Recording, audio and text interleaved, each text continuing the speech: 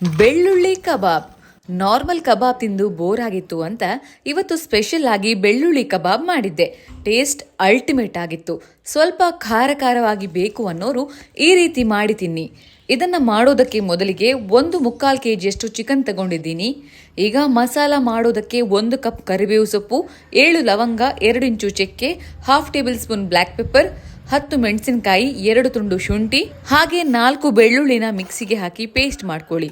ಈಗ ಮಸಾಲಾ ಪೇಸ್ಟ್ಗೆ ಉಪ್ಪು, 1/2 table spoon ಅರಶಿಣ, 1.5 ಟೇಬಲ್ ಸ್ಪೂನ್ ಕಡಲೆ ಹಿಟ್ಟು, 7 table spoon cornflour, 4 table spoon ಅಕ್ಕಿ ಹಿಟ್ಟು, 1.5 ಟೇಬಲ್ ಸ್ಪೂನ್ ಮೈದಾ ಹಿಟ್ಟು, 1 ಮೊಟ್ಟೆ, 1/4 ಕಪ್ ಮೊಸರು, ಅರ್ಧ ಲಿಂಬೆ ಹುಳಿ ಹಾಕಿ ಚೆನ್ನಾಗಿ ಮಿಕ್ಸ್ ಮಾಡಿ. ಈಗ ರೆಡಿ ಮಾಡಿಟ್ಟ ಮಸಾಲಕ್ಕೆ ಚಿಕನ್ ಹಾಕಿ ಚೆನ್ನಾಗಿ ಕಲಸಿ ಹಾಫ್ ಅನ್ ಅವರ್ ಮ್ಯಾರಿನೇಟ್ ಮಾಡೋದಕ್ಕೆ ಇಡಿ.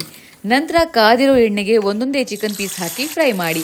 ಚಿಕನ್ ಚೆನ್ನಾಗಿ ಕಾದ ಮೇಲೆ ತೆಗೆಯಿರಿ. ಈಗ ಟೇಸ್ಟಿ ಬೆಳ್ಳುಳ್ಳಿ ಕಬಾಬ್ ರೆಡಿ ಆಯಿತು. ನೀವು ಮನೆಯಲ್ಲಿ ಟ್ರೈ ಮಾಡಿ. ಡೀಟೇಲ್ಡ್ ರೆಸಿಪಿ ಕ್ಯಾಪ್ಷನ್ನಲ್ಲಿದೆ, ಚೆಕ್ ಮಾಡಿ.